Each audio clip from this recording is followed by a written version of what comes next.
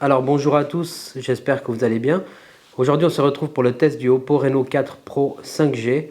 Ce téléphone qui est ici m'a été envoyé par Oppo pour que je puisse le tester et je les en remercie d'avance de ce prêt et de cette confiance. Alors pour rappel, ce téléphone a un processeur Qualcomm Snapdragon 765G, compatible donc avec la 5G également, et il va très bien donc pour tout ce qui est multimédia. Je vous rassure tout de suite, son processeur est assez puissant pour jouer à la plupart des jeux du Play Store.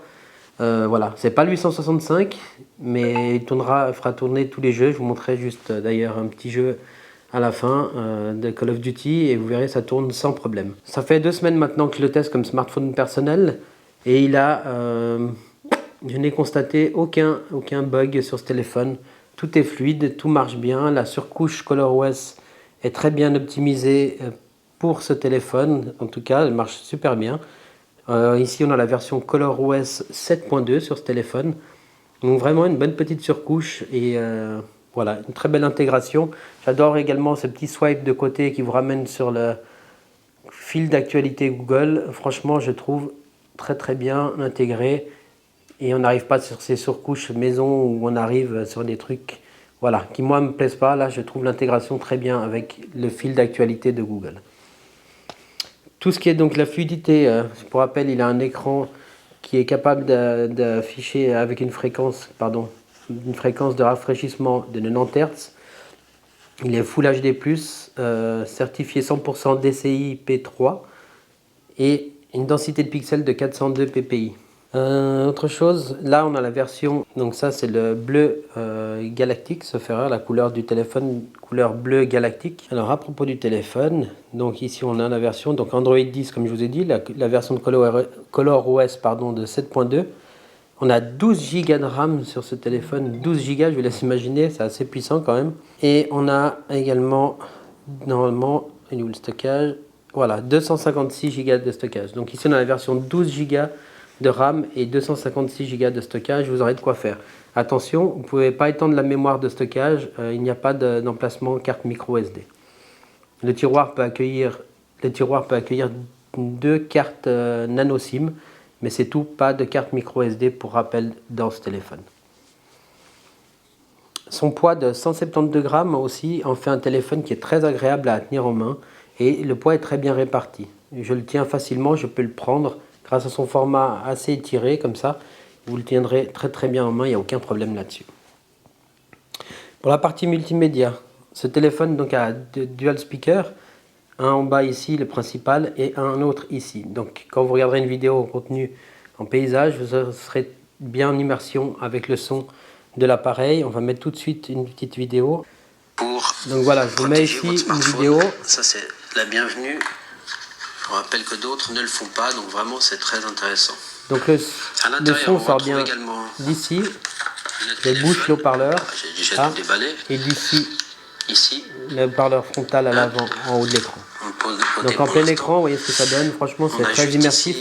Et le son est très bon. Je vais essayer de le mettre à fond. Donc on est à Ultra Night Wide Angle de vidéo, voilà. Donc le mode nuit avec le grand angle en vidéo. 65 watts de Super G-Book 2.0. Un très bon son, très bien équilibré, Dolby Atmos et dual speaker pour une immersion complète. Donc vraiment ça c'est très bien. Et vous voyez ici au niveau de la fluidité, elle est vraiment cool. Ça marche très bien, une fluidité impeccable. J'ai pu tester la 5G ici en Suisse et vraiment ça marche très bien, c'est encore plus rapide. Je vous mettrai les exemples de débit que j'ai pu tester ici en Suisse. Un petit test de 5G. Donc là je suis à l'intérieur, c'est moins fort que le test précédent que j'ai fait. En vitesse de download en descendant on a 104 mégabits par seconde. Et en upload, en ascendant, on a presque 60 mégabits par seconde. Donc voilà la vitesse de connexion ici de la 5G. Pour la partie Netflix, tout ça, donc ça marche sans problème. Je vous montre ici juste le démarrage de Netflix. Ça marchera sans problème. Ici, vous verrez que Netflix se lance sans aucune restriction, aucun problème. Ça fonctionnera très très bien. Ce téléphone, encore une fois, je l'ai dit et je le redis, pendant 2 semaines d'utilisation quotidienne comme smartphone personnel, n'a eu aucun bug, vraiment rien, aucun ralentissement. Il est très très bien fini et très très beau. Je trouve l'intégration superbe. La partie photo maintenant. La partie photo, il y a 3 capteurs photo ici. D'accord? Et je vous mettrai en description tous les détails techniques. J'ai pu tester et ça fonctionne bien. Alors de nuit, c'est sauf le mode 5 fois. Le mode 5 fois, vraiment, il faudra le limiter parce qu'il n'est pas... Voilà, pour moi, c'est pas génial le mode 5 fois, le zoom 5 fois. Restez plutôt au zoom 2 fois ou juste avant. Mais ne passez pas au zoom 5 fois, la qualité ne sera pas excellente. Je vais vous mettre aussi plus loin dans la vidéo quelques exemples de photos et de vidéos. J'ai très bien aimé la vidéo, la partie vidéo en 4K 30 fps qui est très très bien stabilisée. Vraiment, même à une main, vous verrez, ça ne bouge pas. C'est vraiment très bien fait. La partie photo est très bien aussi. La seule chose que j'ai à reprocher entre guillemets à ce téléphone, encore une fois en rapport avec son prix, même si justement il est moins élevé que son petit frère, son grand frère, pardon, ici, le Oppo Find X 2 Pro. Et lui, il est très très bien aussi, très très bon téléphone. Mais par contre, vous voyez ici la finesse, je ne sais pas si on voit bien ici, la finesse du téléphone, voilà. Il est quand même un peu plus épais celui-ci, et le module capteur photo aussi est plus épais. Vous pouvez le voir ici à l'écran. Donc ça c'est son petit frère. Et là, voilà, et je crois que j'ai fait d'ailleurs le même reproche un peu à celui-là. C'est pour la résolution vidéo. Je pense que Oppo aurait pu mettre la résolution en 4K 60 fps à l'arrière ici, et au moins pour la partie avant en 4K 30 fps, parce que là la partie avant ne filmera que en 1920-1080 d'ailleurs. Je crois que même pas de même pas de 4K à l'avant. Je trouve un peu dommage pour un téléphone. Voilà, on rappelle, c'est pas un haut de gamme, mais quand même un milieu de gamme avec des composants quand même de haut de gamme pour certaines parties. Surtout son écran aussi qui est compatible pour Apple HDR10+. Donc voilà, je vais vous mettre quelques exemples de photos et de vidéos et à vous de vous faire votre avis dessus. Voilà, tout simplement.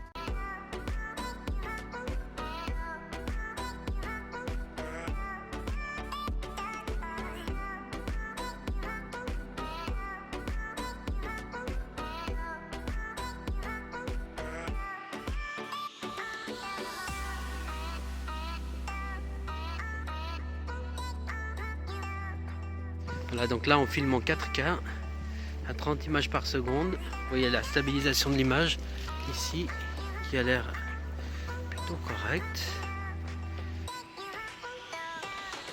La gestion du soleil également. On peut zoomer en 2 fois ici et en 5 fois ici. 5 fois c'est pas terrible, je pense que c'est mieux de rester en 1 fois ou 2 fois. Hop, on remet en 1 fois.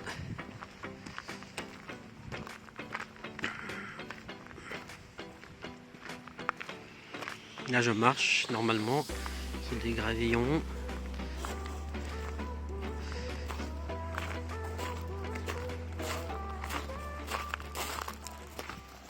Je tiens le téléphone à une main, ça marche très bien.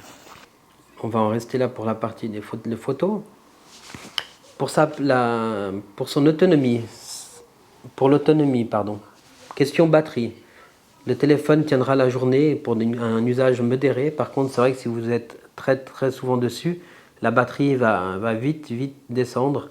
Par contre, vous pourrez récupérer très très vite de l'énergie avec ce téléphone et grâce à son chargeur 65 watts et sa supercharge Super VOOC 2.0, vous n'aurez qu'un problème en 15 minutes à récupérer plus de la moitié de votre de sa capacité et la charge complète je crois en 36 minutes seulement. Donc vous voyez, enfin vraiment, vous mettez le matin sous la douche ou le soir ou 15 minutes avant de vous coucher, et bien vous récupérez plus de la moitié de l'autonomie ou une charge complète en 36 minutes.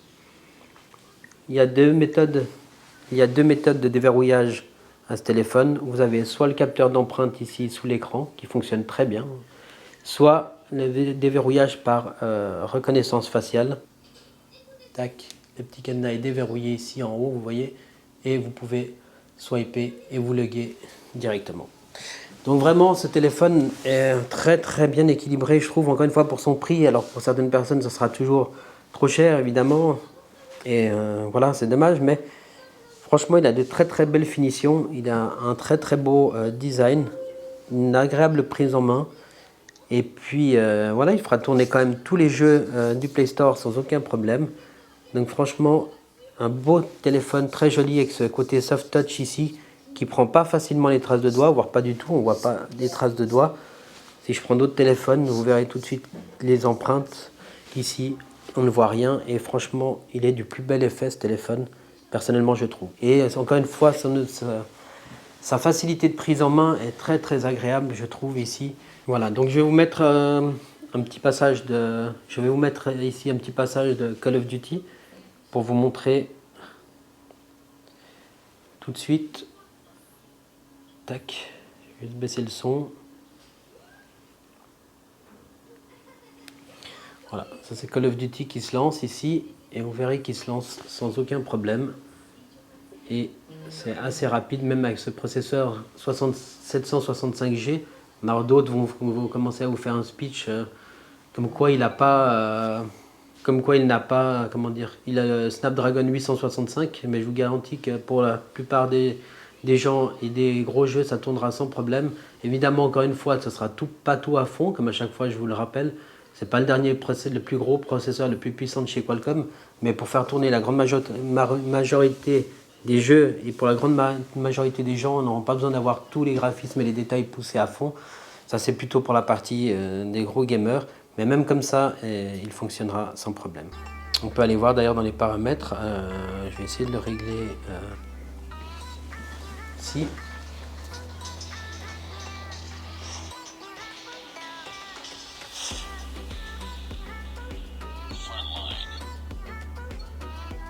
On va mettre un peu de son pour que vous entendiez.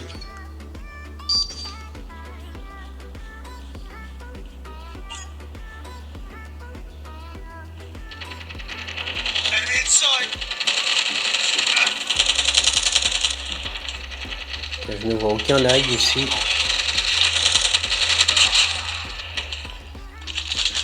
On voit bien. Là.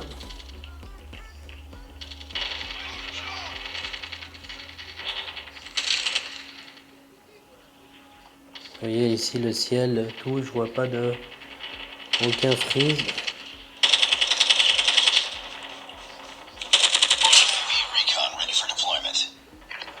Donc voilà, vraiment une fluidité très très bonne, enfin il n'y a aucun lag, rien. Constatez qu'il chauffait un tout petit peu après un certain temps de jeu, mais pas rien de fou non plus.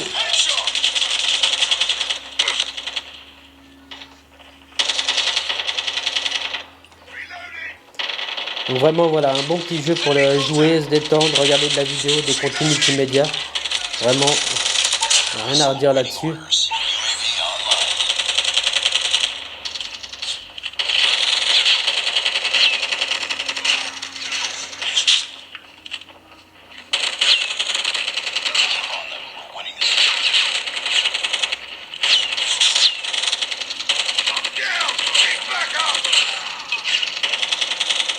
Je vais faire un carnage là-dessus, je ne sais même pas si on voit quelque chose à l'écran. Et ben voilà. Victoire, vous voyez, un très très bon jeu. Le téléphone ira très bien pour les jeux. Il n'y a aucun problème là-dessus. Voilà.